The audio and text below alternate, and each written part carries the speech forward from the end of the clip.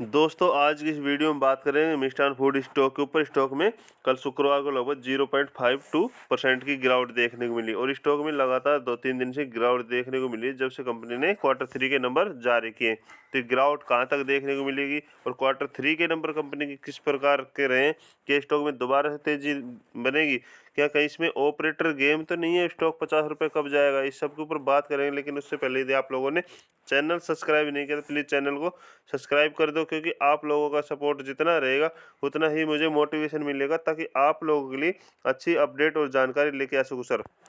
पहले तो इस स्टॉक का 1 मंथ का चार्ट देखते तो इसने लगभग 33% का रिटर्न दिया अपने निवेशकों को। यदि 6 मंथ का चार्ट देखते तो 73% का रिटर्न दिया, ठीक है। और 1 ईयर का चार्ट देखते तो 160% का रिटर्न दिया इसने निवेशकों को। और अब ये स्टॉक है, ठीक है, यहाँ पे टॉप लेवल पे खड़ा है, ठीक है, लेकिन यहाँ से अब गिरावट की उम्मीदें बहुत कम है, ठीक है, क्योंकि स्टॉक जो अब हमें 20 रुपये का हमने ब्रेकआउट दिया था उस लेवल पे लगभग, ठीक है, स्टॉक दोबारा से 21-22 रुपये तक आ सकता है। लेकिन अब स्टॉक में हुआ क्या है सर, स्टॉक ने हमेशा कंसोलिडेट जोन दिया, ठीक है, और कंसोलिडेट जोन दिया तो स्टॉक में तेजी आई है।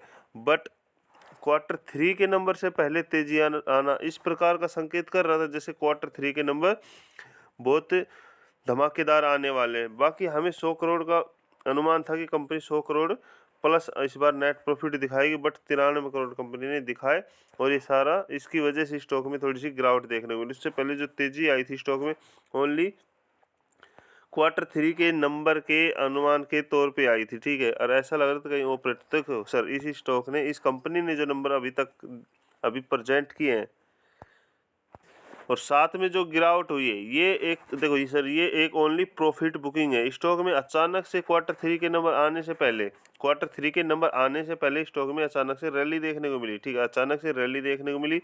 और स्टॉक ने जो 20 रुपये का ब्रेकआउट किया, 20 रुपये का ब्रेकआउट किया और 25 रुपये तक चला गया, ठीक है। तो यहाँ पे शॉर्ट टर्म वालों को अच्छा प्रॉफिट है, तो वहाँ से उन्होंने प्रॉफिट बुकिंग की। इसका एक रीज़न यही है, ठीक है सर, कि प्रॉफिट बुकिंग की स्टॉक में गिरावट हुई, लेकिन बड़ी गिरावट नहीं। लॉन्ग टर्म वालों के लिए कोई गिरावट नहीं है, क्योंकि लॉन्ग टर्म वालों के लिए मैंने बोल रखा है छोटा मोटा अमाउंट डाल के इसमें लॉन्ग टर्म के लिए भूल जाओ सर, क्योंकि अभी स्टॉक में पैसा बनना शुरू नहीं हुआ, ठीक है। जब पैसा बनेगा ना तो आपको कम से कम 3-4 साल बाद दिखेगा स्टॉक में, जब आपको ये 1000-1000 10-10 हज़ार परसेंट 20-20 हज़ार परसेंट का रिटर्न दिखाएगा सर। तो लॉन्ग टर्म वाले तो स्टॉक होल्ड करो, उनको तो पैनिक होने की जरूरत नहीं है। शॉर्ट टर्म वाले कहीं ना कहीं 25 के टारगेट पे कहीं ना कहीं ऐसे निश्चित में वो फंसे हुए, तो वो भी अब स्टॉक में ओनली होल्ड पोजीशन बनाए रखें। क्योंकि कंपनी के फाइनेंस देखते तो यहाँ पे स्टॉक पी भी डाउन हो चुके हैं, यानी कि कंपनी को, जब कंपनी के पास पैसा आ रहा है, कंपनी नेट प्रॉफिट जनरेट कर रही है, सेल्स में ग्रोथ कर रही है, ठीक है, तो कंपनी की फंडामेंटल फाइनेंस में भी सुधार होता दिखाई देगा, ठीक है। बुक वैल्यू 3 रुपये है, ठीक है, अभी इंट्रिंसिक वैल्यू शो नहीं करी है और स्टॉक भी 8.78 हो चुकी है, ठीक है। कंपनी के पास रिजर्व है, डेप्ट है, बट कंपनी के पास रिजर्व कभी भी चुका सकती है। कंपनी के पास 410 करोड़ के एसेट है। और साथ में जो कंपनी ने यहाँ पे देखो दिसंबर सेल जो अपडेट यहाँ भी कर दी, 331 करोड़ की सेल्स है, पिछले क्वार्टर थी 318, ठीक है। तो इस बार जो नेट प्रॉफिट है 93 करोड़, ठीक, एक बड़ा धमाका देखने को नहीं मिला, क्योंकि यहाँ से जो कंपनी ने गैप अप दिखाया था ना 14 करोड़, ठीक है, फिर 69 करोड़, फिर 87 करोड़, तो इस बार अनुमान था कि 100 करोड़, बट ऐसा नहीं हुआ। पर अगला क्वार्टर जो है कंपनी का Q4 वो धमाका देखने को मिलेगा। उसका भी एक रीजन है सर, क्योंकि कंपनी एक तो इस अपना जो बिजनेस मॉडल है इसको एक्सपेंड करने में लगी हुई है, बढ़ाने में लगी हुई है। और साथ में जो कंपनी ने दिसंबर में न्यूज़ की थी कि कंपनी की एक सहायक इकाई, क्योंकि 22 दिसंबर को कंपनी ने यहाँ पे अपडेट दी थी कि कंपनी की एक हुली सब्सिडी कंपनी, यानी कि पूरी wholly owned subsidiary company grow and more nutri food private limited, ठीक है, इन सिंगापुर में इसकी ये जो इकाई है ये पूरी तरह स्टार्ट हो चुकी है, यानी कि इन्होंने इसका प्रोडक्शन शुरू कर दिया, ठीक है। तो इसका इम्पैक्ट हमें Q4 में देखने को मिलेगा, क्योंकि कंपनी की सेल्स देखने को मिलेगी, और कंपनी की सेल्स देखने को मिलेगी तो कंपनी का प्रॉफिट में भी इजाफा होगा सर। तो अगले क्वार्टर तक इंतजार करिए। अगला क्वार्टर जिस तरह कंपनी अपडेट दे रही है, जिस तरह कंपनी फंडामेंटल दिखा रही है, हम उसके बेस पे ही चल सकते हैं सर, उसके बेस पे ही चल सकते हैं। तो उसके हिसाब से इस क्वार्टर ना सही तो अगले क्वार्टर, क्योंकि कंपनी की जो दिसंबर में स्टार्ट ही हुई है कंपनी, ठीक है, जो कंपनी की जो होली सब्सिडी कंपनी है ग्रो एंड मोर, ये सब स्टार्ट हुई है।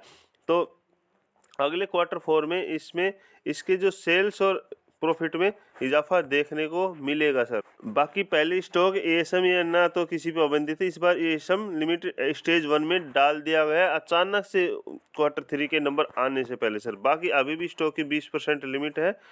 तो जो टारगेट हमने 30 रुपये को बताया था, इसलिए बताया था क्योंकि 25 रुपये हिट कर दिया। यदि कहीं ना कहीं 100 करोड़ प्लस यदि कंपनी नंबर प्रेजेंट करती तो वहाँ पे सीधा एक अपर सर्किट और देखने को मिलता सर। बाकी स्टॉक को होल्ड करो, ऐसी बात नहीं है कि स्टॉक आपको हाँ थोड़ा रुलाएगा, लेकिन इस स्टॉक को टाइम दोगे तो बड़ा पैसा बना के देगा। सुजलोन का देख लो आप, जेपी पावर का भी निकलता हुआ दिखाई दे रहा है, ठीक है। उसका भी टारगेट अभी 25 रुपये है, ठीक है। वहाँ भी 25 रुपये स्टॉक में 1-2 दिन पहले लोअर सर्किट लगा था, उसके बाद स्टॉक में फिर से अपर सर्किट लगा है। तो इन स्टॉकों को होल्ड रखो। और बाकी मैंने टेलीग्राम पे स्टॉक दे रखे हैं, उन पे फोकस करो, क्योंकि वहाँ पे मैंने शॉर्ट टर्म के लिए स्टॉक दे रखे। और यहाँ पे इस स्टॉक की मैंने मिष्ठान फूड की मैंने बोल दिया था शॉर्ट टर्म, जब 25 रुपये 20 रुपये का टारगेट था कि मिष्ठान फूड इश्यू में लो, कल कंपनी का नंबर है। बाकी जिनको शॉर्ट टर्म के लिए डर लग रहा हो तो आज ही प्रॉफिट बुक कर लो, क्योंकि उम्मीद है कंपनी के नंबर बेस्ट आएंगे, बट मार्केट है कुछ भी हो सकता है। बाकी लॉन्ग टर्म वाले होल्ड करो। तो इसकी लिंक वीडियो के डिस्क्रिप्शन में, वहाँ पे जाके ज्वाइन कर सकते हो सर।